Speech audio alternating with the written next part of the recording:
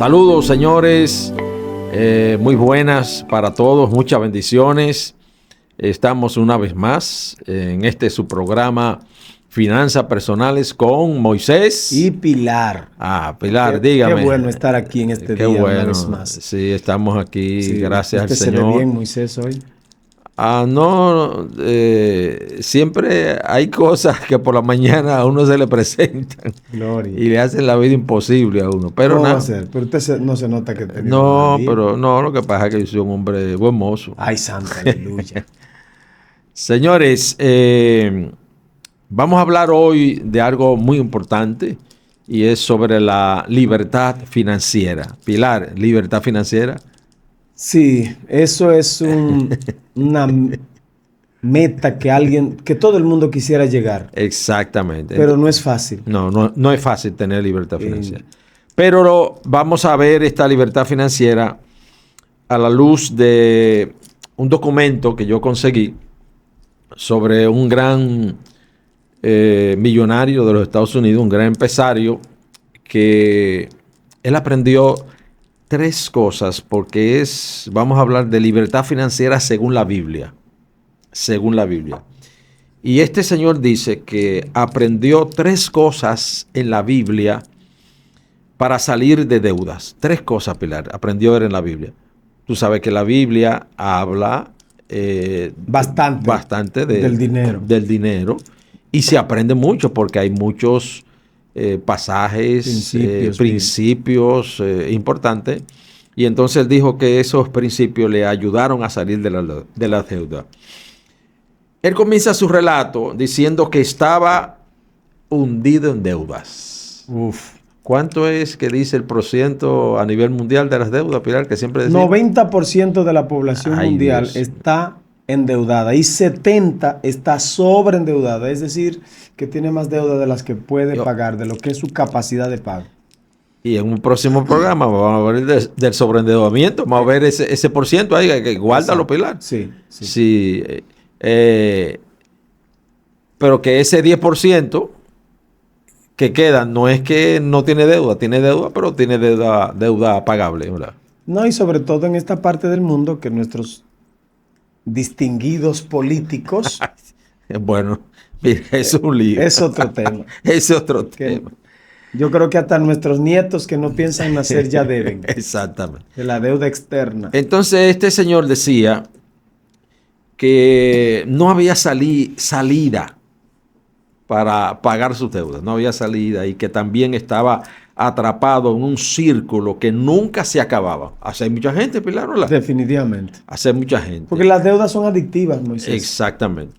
Hay gente que se acostumbra a estar endeudado y si no tienen deuda se sienten mal. Se sienten mal y están nerviosos. Sí, porque hay gente que cuando no tienen un préstamo están nerviosos. Sí, yo no sé.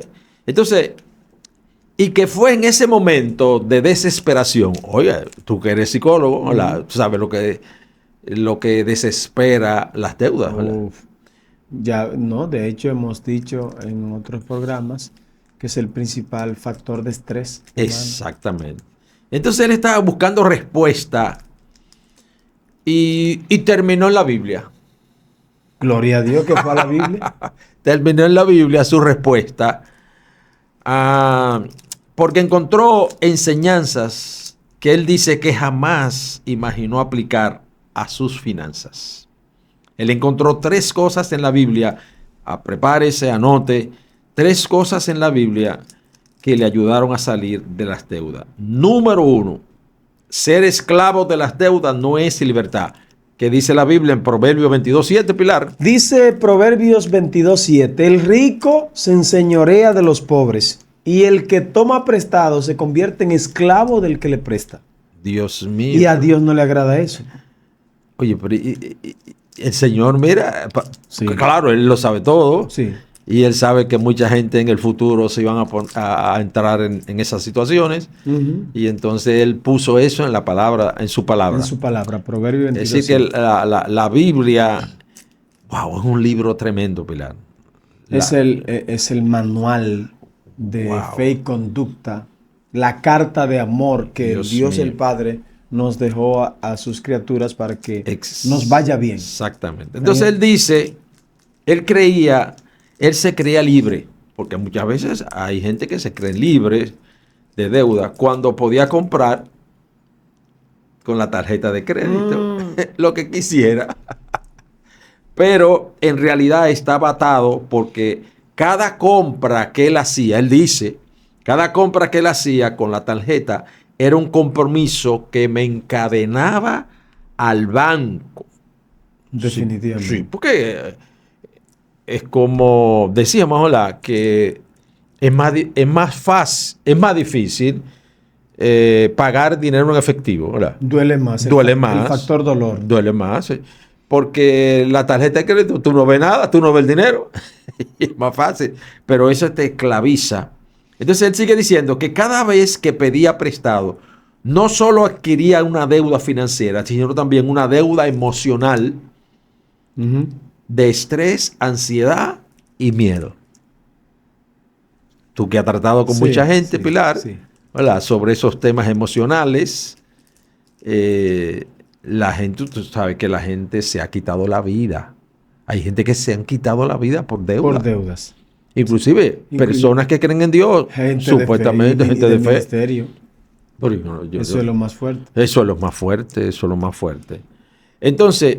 Pero es que siente que se le cerraron todas las puertas y el enemigo se aprovecha de eso. Ese es el problema. Y dice, no hay esperanza. No exactamente. Hay sabes que la mente es un campo, donde el enemigo ataca mucho. Y entonces cuando tú lo crees que ya no puede salir, entonces es el problema. Por eso es que siempre hay esperanza, ¿verdad? Siempre hay esperanza. En Cristo, sobre todo. Principalmente en Cristo Jesús. Entonces, él decía que eso no era libertad. Eso era esclavitud. Es esclavo del que le presta. Claro. Es esclavo del banco. Él decía que el primer paso fue reconocerlo, porque hay que reconocer que uno está en eso. Sí, que tiene un problema. Exactamente.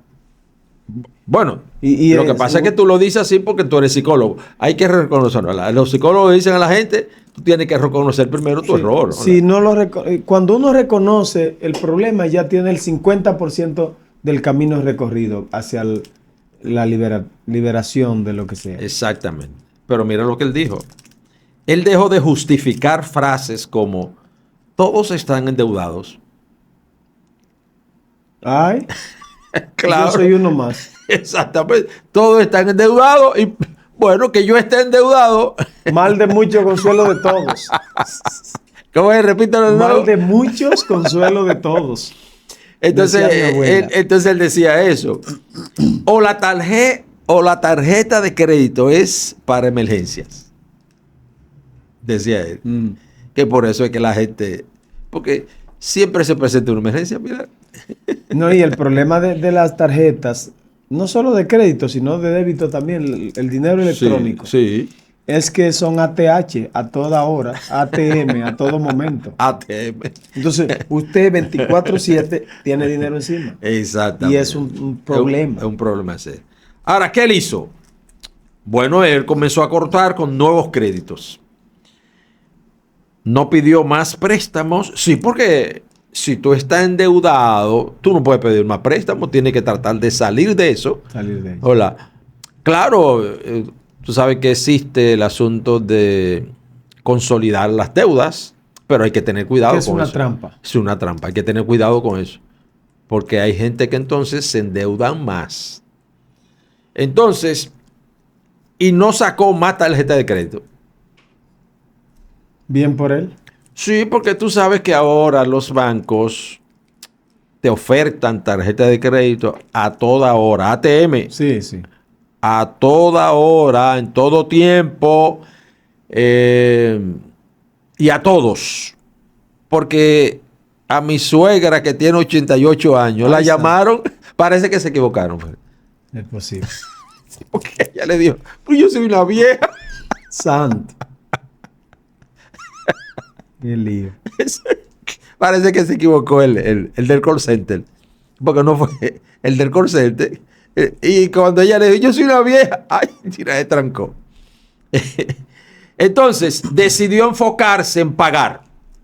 Porque si tú quieres salir de la deuda, tienes que enfocarte en pagar lo que debe. De hecho, la Biblia también habla de eso. Exactamente. Romanos capítulo 13, versículos 7 y 8. 7, páguenle a todos lo que le deben. Exactamente. Y el 8 dice, y no debáis a nadie nada. Es decir, no continúen debiendo, no sigan en ese círculo vicioso del endeudamiento. Entonces comenzó a enfocarse y no seguir alimentando esa esclavitud. Lo segundo, la disciplina trae abundancia. ¿Dónde está eso? En Proverbios 21:5.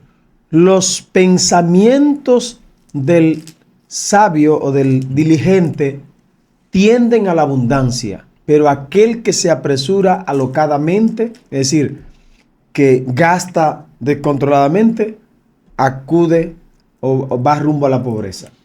Y podemos decir que cuando habla de los pensamientos, habla de los planes. Los planes. Hola. Los planes del diligente tienden a la abundancia. Tú sabes que el dirigente no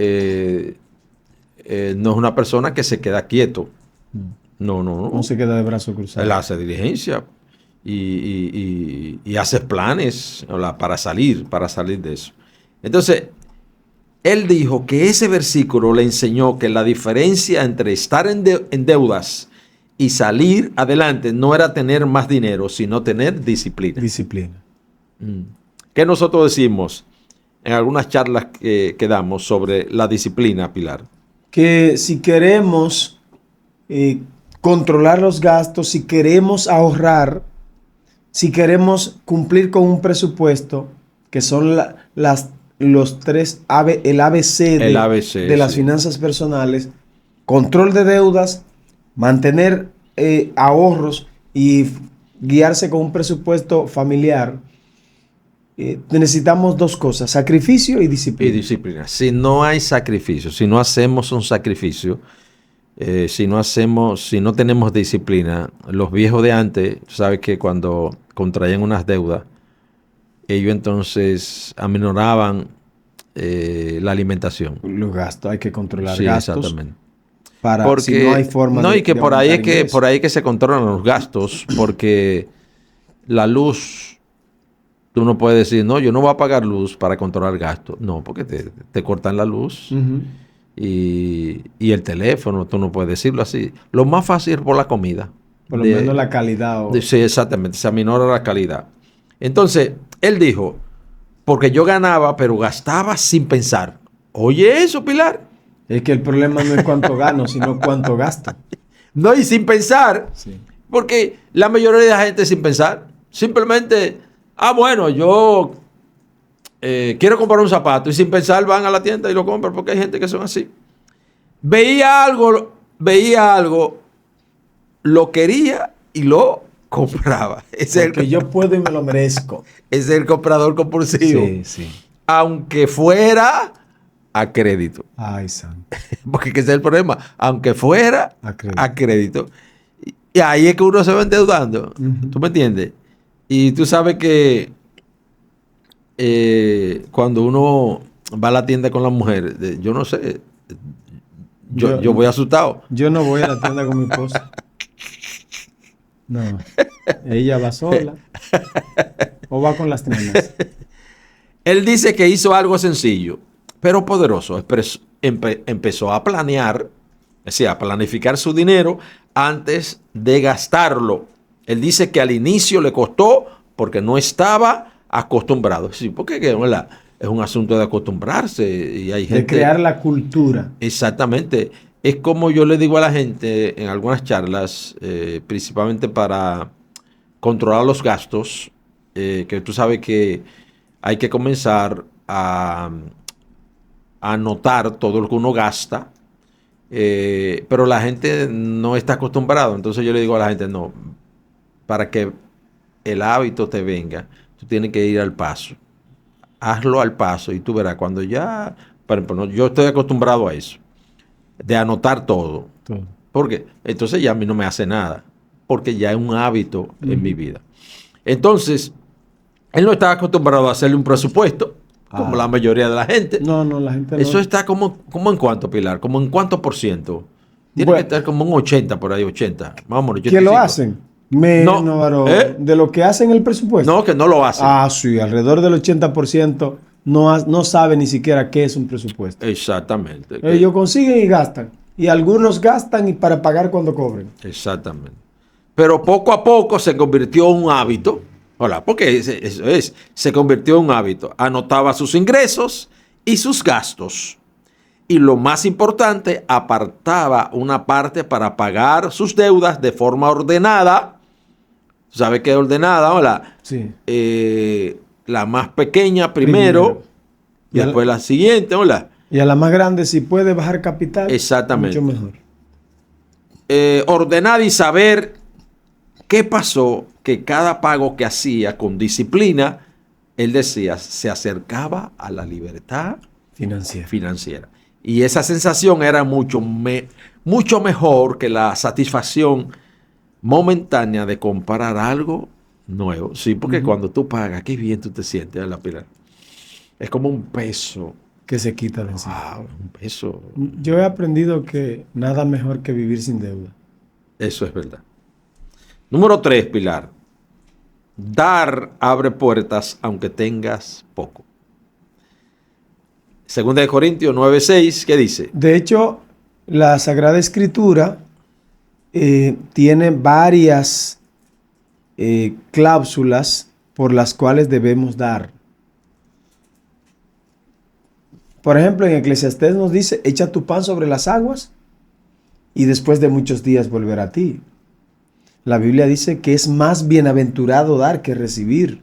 Y también dice que Dios ama al dador alegre. Exactamente. Entonces, Segunda de Corintios, capítulo 9. Versículo 6. Versículo 6, justamente nos habla de la ley de la siembra. Que a veces mal utilizado este pasaje pero otro tema. Sí, no, es otro tema. Pero aquí dice, el que siembra escasamente también segará. Y el que siembra abundantemente también segará. Porque es una ley de la siembra que por ejemplo, siembra, del agricultor. Sí, del agricultor. Hay por lo menos cuatro principios de la siembra. ¿Tú sembrabas allá El hombre de campo siempre sabe lo que es eso. Bueno. Número 1, se siembra, se cosecha exactamente lo que se siembra. Exacto. O sea, uno no siembra yuca y cosecha uyama. No, jamás. Se cosecha exactamente lo que se siembra. En segundo lugar, se cosecha en un periodo posterior a la siembra. Primero se siembra y luego se cosecha. En tercer lugar, se cosecha mucho más abundante de lo que se siembra. Uno siembra un grano de maíz y ese grano de maíz te da 1 o 2 mazorcas de maíz y cada mazorca de maíz puede tener 100 y 200 granos de maíz. Exactamente, ese que te da más. Sí. Entonces, él dijo, aquí viene lo más loco, dijo él, de todo. Él dice que pensaba, como cualquiera, ¿cómo voy a dar algo si estoy endeudado, Pilar? Ese es el problema. Hola. ¿Cómo voy a dar si estoy endeudado? Que lo poco que consigo es para pagar las deudas. Alcanza. ¿Cómo voy a dar? A veces uno es mezquino con Dios y uno piensa eso siempre. ¿Cómo yo le voy a dar a Dios si yo no tengo? Sin embargo, volvemos al punto.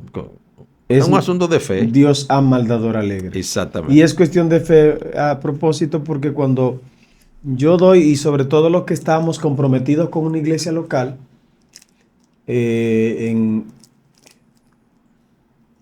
organizaciones que creemos en los diezmos y las ofrendas, cuando nosotros nos desprendemos del 10%, le estamos diciendo, Señor, yo creo que el 90% que me queda me rinde más que el 100%. Dándote el 10%. Exactamente. Así y cuando no le doy, es que le estoy diciendo, no, Señor, yo no creo que el 90% me va a alcanzar.